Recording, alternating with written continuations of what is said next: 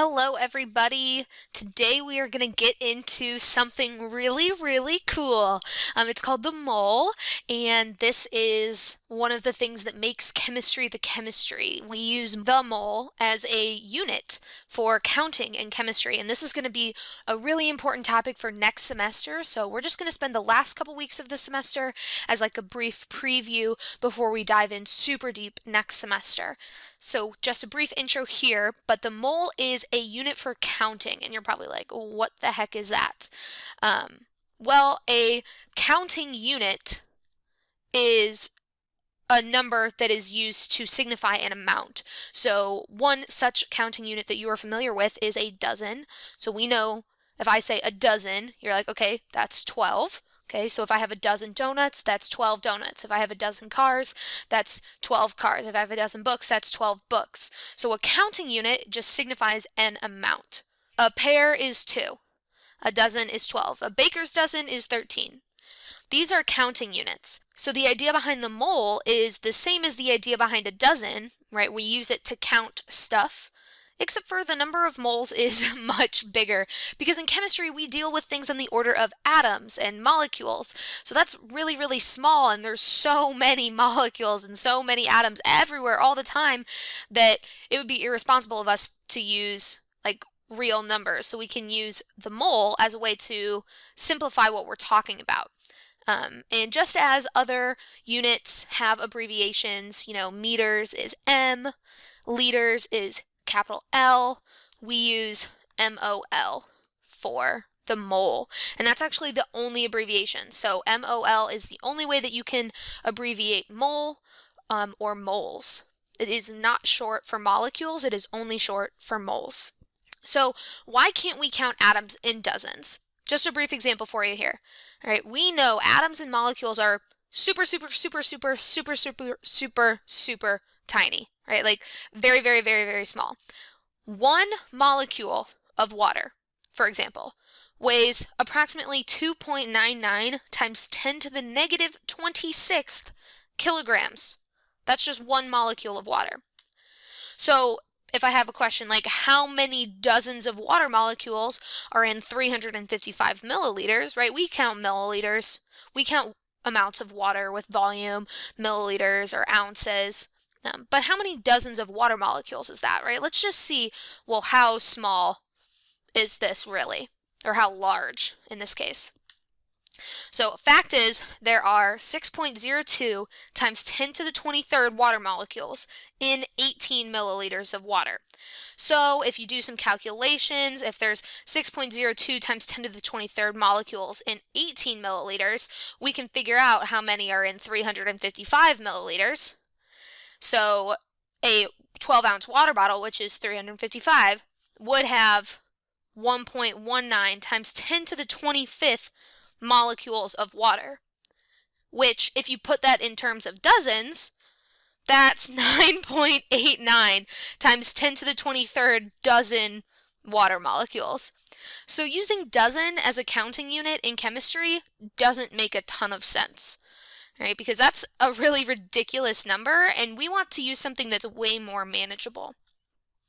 So a mole counts in 6.02 times 10 to the 23rd of anything. So we have this super huge number, but we're just going to say it's 1 mole. So it's a way of taking that outrageously large number because of how tiny all the molecules and atoms are and simplifying it into something manageable. So 6.02, this is called Avogadro's number. I want you all to practice saying Avogadro. This is not avocado. Let's just clear that up right away. This is Avogadro's number, named after Amadeo Avogadro. And this is the whole number written out. This is one of those reasons that we learned how to write numbers in scientific notation, because having to write out all of these zeros, not super interesting. I'm not interested in doing that. So 6.02 times 10 to the 23rd is 6 times 6, 6.02, and then 3, 6, 9, 12, 15, 18, 21 zeros. That's too much for me. And so we use scientific notation to make that really big number more manageable. So Just like a dozen donuts would be 6 donuts, in this case, a mole of donuts would be 6.02 times 10 to the 23rd donuts, which, please keep in mind, that is a literal crap ton of donuts. Okay, so a mole of donuts is a lot of donuts. A mole of atoms, same thing. We would have 6.02 times 10 to the 23rd atoms. A dozen books is 12 books. A dozen atoms is 12 atoms. But realistically, there's not going to be 12 atoms in any particular object. There's going to be, on the order of times 10 to the 20-something atoms. So 1 mole of atoms is 6.02 times 10 to the 23rd atoms. 1 mole of molecules is 6.02 times 10 to the 23rd molecules. So if we go back to that water example from the last slide, that 12-ounce bottle of water, or 355 milliliter bottle of water, has 19.7 moles of water, which is way more reasonable than saying it had 9.89 times 10 to the 23rd dozen water molecules. Makes it a lot easier to just say 19.7 moles of water. But let's just go over some fun facts really quick. I'm just going to pop all of these up here. I want you to pause the video and read through this, just because it's absolutely so ridiculous that, like how large the mole is. So for example, if you spend $1 million per second, it would take you 19 billion years to spend a mole of dollars. That's ridiculous. 1 mole of inches is 1,616,434 light years away, or across our galaxy and back 8 times. And that's why the mole is only used to count atoms and particles and molecules, because everything else is simply too large. It doesn't make sense. But atoms are so tiny that using this mole unit as a counting unit actually makes them manageable. But we don't use moles to count anything else because, it's absolutely ridiculous. 2 moles worth of stars in the universe. That one actually does make a lot of sense because there's a lot of stars. But, yeah, so just read through this. I think it's absolutely crazy. And on that note, here's a super fun video for you. So please watch this. We are singing this in class, so I hope you get a kick out of it. All right, I hope you enjoyed that song. I hope it gets stuck in your head like it gets stuck in mine every year. So feel free to rewatch that and learn the words so that we can sing along next semester when hopefully I see some of you in person. All right, so let's do a little bit of some math practice using Avogadro's number. So we're going to use dimensional analysis just like we did at the beginning of the semester. So we're going to start with that given piece of information. So if I have 2.25 moles, remember we abbreviate that MOL, of lead, which is PB. The question is, how many atoms is that? So I know I want to end up in atoms. So when I set up my unit conversion, remember you put the unit that you want to cancel out of on the bottom. So moles of lead goes on the bottom and atoms goes on the top. And now we need to fill in that conversion factor. Well, that conversion factor is Avogadro's number, which says that there are 6.02 times 10 to the 23rd atoms in 1 mole. So if we plug that in, the 6.02 times 10 to the 23rd goes with the atoms, and 1 goes next to moles. And then we just calculate by multiplying across the top. So we do 2.25 times 6.02 times 10 to the 23rd. So if you don't know how to use scientific notation in your calculator, this is going to be challenging.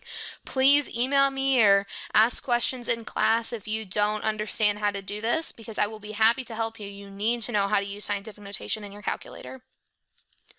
But anyway, when you calculate that out, you get 1.35 times 10 to the 24th atoms. Remember that we need to use sig figs, so we get 3 sig figs there. And that's how many atoms are in 2.25 moles of lead.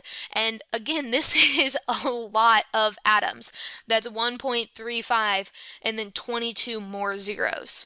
That's a lot of atoms. So that's how we would use Avogadro's number to calculate, so going from moles to atoms. Let's do another one. So we've got 1.25 moles, and it says we have water.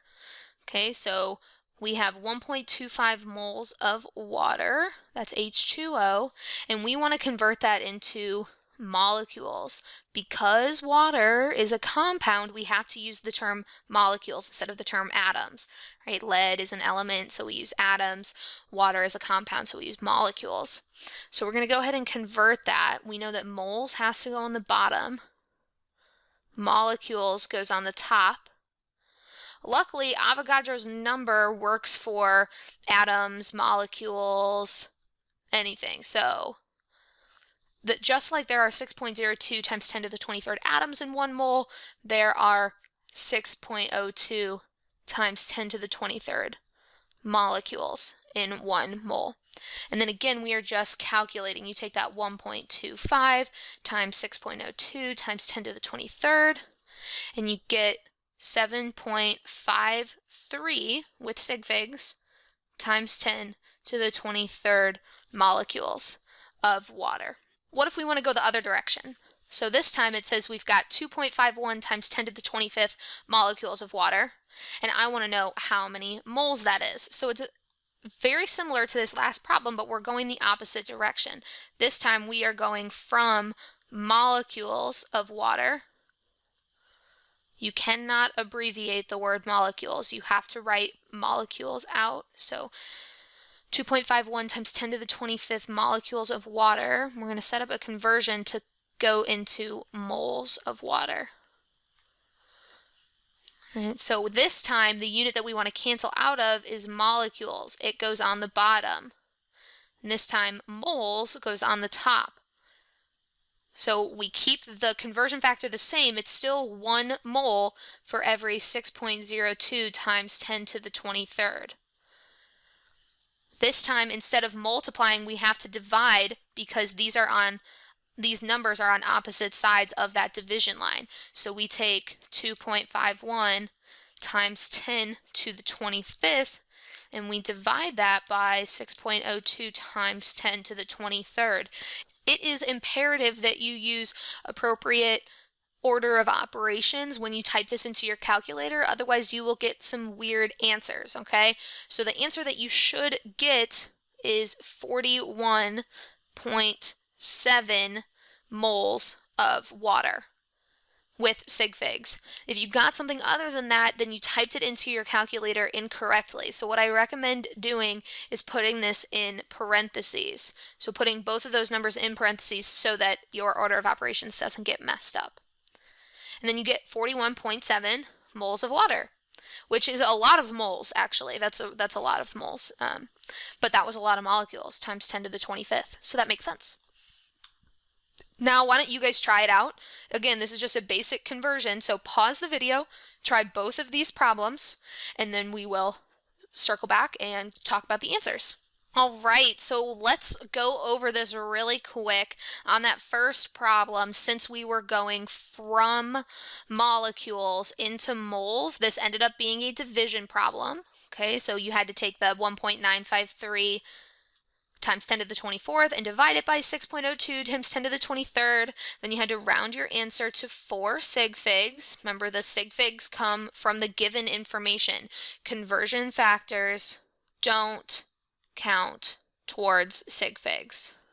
So just the 4 sig figs from that given information should give you 4 sig figs in your final answer. And then in the second one, ions, guys, are just like atoms, but they just have a charge.